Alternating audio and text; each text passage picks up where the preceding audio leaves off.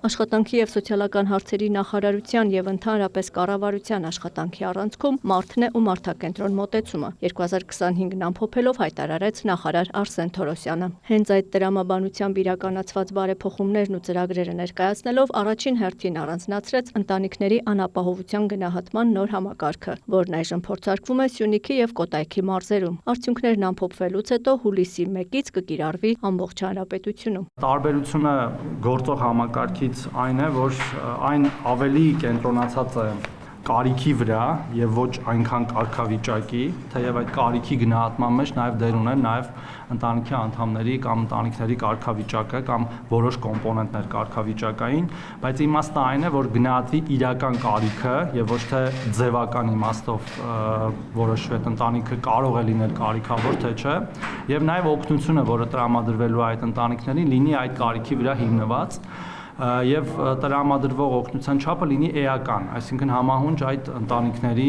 կարիքին։ Ծայրահեղ անապահով ճանաչված ընտանիքները կունենան նվազագույն երաշխավորված եկամուտ պարենային զամբյուղի չափով։ Նոր համակարգի փորձարկման արդյունքում Սյունիքում ու Կոտայքում նպաստի միջին չափը կազմել է 78,000 դրամ, որը բարձր է մյուս մարզերում դեռևս գործող չափից։ Առավելագույն չափը կազմել է 200,000 դրամ։ Արսեն Թորոսյանը նշում է, անապահովությունը կանխարգելելու կամ մեղմելու բոլոր ծրագրերը մի վերջնական նպատակ ունեն՝ ընտանիքների կենսամակարդակի ապահովումը աշխատանքի միջոցով։ Պիլոտային ծրագրի բաղադրիչներից մեկն էլ աշխատունակ քաղաքացիներին զբաղվածության ծրագրեր առաջարկելն է։ Նախարարը հերթական անգամ շեշտում է պետության որդեգրած մոտեցումը։ Աղքատությունը հաղթահարելու միակ բանաձևն աշխատանքն է, բայց սրան զուգահեռ հազվադեպ է անդրադարձ լինում աշխատանքային իրավունքի հարցին։ Արդյոք այս ոլորտում պետությունը խնդիր չի տեսնում։ Իհարկե տեսնում է։ Մեր աշխատանքային օրենսգիրքը վատը չէ, ասում է Թորոսյանը եւ հավելում, որ կիրառելիության հարց կա։ Այդուհանդերձ կարծում է աշխատողների իրավունքների պաշտպանության ոլորտում վերջին տարիներին բավական առաջընթաց կա։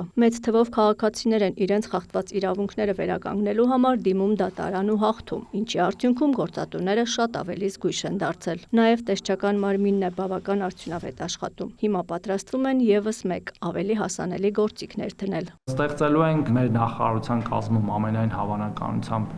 հանձնաժողովներ, մի հատ Երևանում եւ յուրաքանչյուր մարզում մեկական, որտեղ մի հանձնաժողովի անդամ լինելու է նախարարության աշխատակից, մեկը լինելու է արհմիությունների ներկայացուցիչ, մյուսը գործատուների միության ներկայացուցիչ եւ խախտված իրավունքների դեպքում հնարավոր է նաեւ արդեն անվճար, որովհետեւ դատարան դիմելու համար այնուամենայնիվ պետք է տուրք վճարել պետական, տեսչական մարմինն էլ ավելի շատ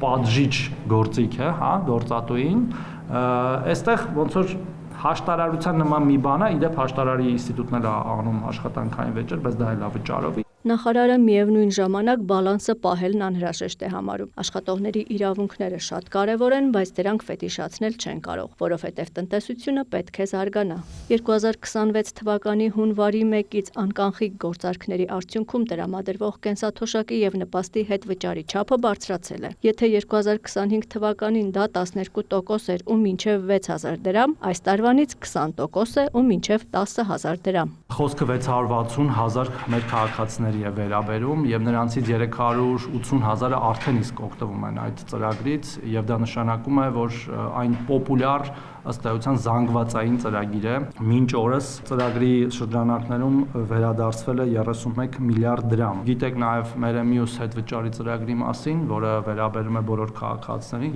2%-ի չափով եւ եթե մեր կենսաթոշակառուները եւ նպաստառուները նախընտրեն ունենալ Arca Card, Visa կամ Mastercard-ի փոխարեն, նրանք կարող են նաեւ հավելյալ եւս 2% ստանալ իրենց կենսաթոշակներից եւ նպաստներից անկանխիկ առևտուր իրականացնելու դեպքում։ Վերջին տվյալով ընդամենը 48000 քաղաքացի է կենսաթոշակն ու նպաստը դեռևս ստանում կանխիկ։ Ստացվում է 660,000 քաղաքացիներից 234,000-ը կենսաթոշակն ու նպաստը անկանխիկ է ստանում, բայց այդուհանդերձ հետվճարից չի օգտվում։ Ինչն է խանգարում, որ մարդն անկանխիկ ստացած գումարն անկանխիկ էլ ծախսի ու հետվճար ստանա։ Դա իր ընտրությունն է եւ փաստացի իրենց գումարը կամ չեն ծախսում, որը քիչ հավանական է, հա, կարող է շատ քիչ մարդիկ չծախսեն, այլ բան անեն, հանում են բանկոմատից ծախսում են կանխիկ։ Մենք էլ ասում ենք հարգելի քաղաքացիներ, մի հանեք բանկոմատից,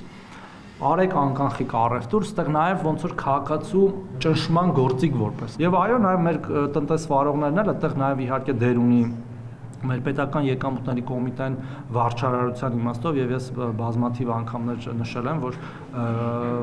լինում են բողոքներ, ասում են մեր խանութը ասում է մեր post տերմինալը չի աշխատում։ Նա իրավունք չունի որևէ խանութ ասել, որ իր post տերմինալը չի աշխատում, դա արդեն ինքնին խախտում է եւ այո, քաղաքացիներն պետք է ճնշում գործադրեն, որպեսզի